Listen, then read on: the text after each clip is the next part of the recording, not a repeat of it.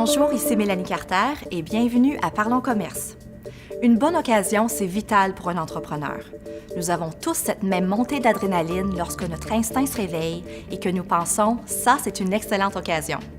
Et puis ce sentiment est applicable que vous soyez une entreprise familiale en démarrage ou une PME en plein essor. L'économie canadienne est forte et de nombreux exportateurs cherchent à accroître leurs bénéfices en investissant dans les marchés émergents. Mais les occasions entraînent aussi une certaine visibilité.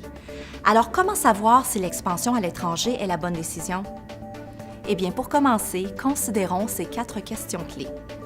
Quels sont les risques liés aux affaires dans votre marché cible? Est-ce un endroit où il est facile de s'implanter ou est-ce que les règles et la réglementation poseront des barrières? Pourrez-vous facilement trouver de nouveaux clients? Et y a-t-il une demande croissante pour votre produit? L'analyse trimestrielle des risques pays de décès est une aide précieuse.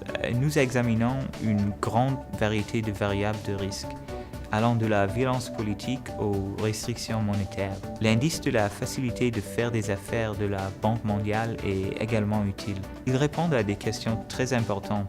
Par exemple, est-il facile de faire respecter un contrat dans le pays? Ou combien de temps faut-il pour obtenir un permis là-bas?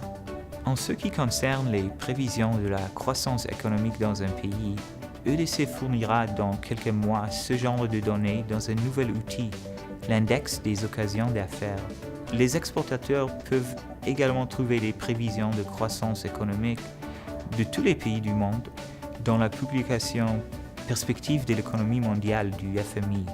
Enfin, je dirais, le service des délégués commerciaux du Canada est toujours une bonne ressource de référence. Ces représentants sont très bien informés sur les conditions du marché local et sont prêts à apporter leur aide. Il est très important de surveiller les fluctuations monétaires. Si la monnaie locale baisse, les consommateurs et les entreprises auront moins de pouvoir d'achat et les produits importés seront plus chers. De plus, si les prix sont fixés en monnaie locale dans le contrat et que celle-ci se déprécie, l'exportateur canadien en souffrira. Les occasions commerciales sont par définition fluides.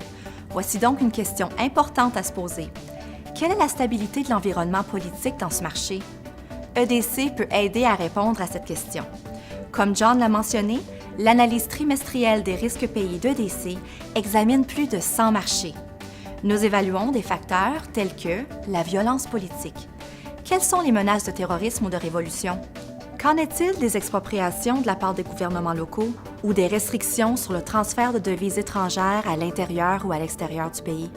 Et nous faisons également des prévisions économiques sur 5 ans pour ces marchés.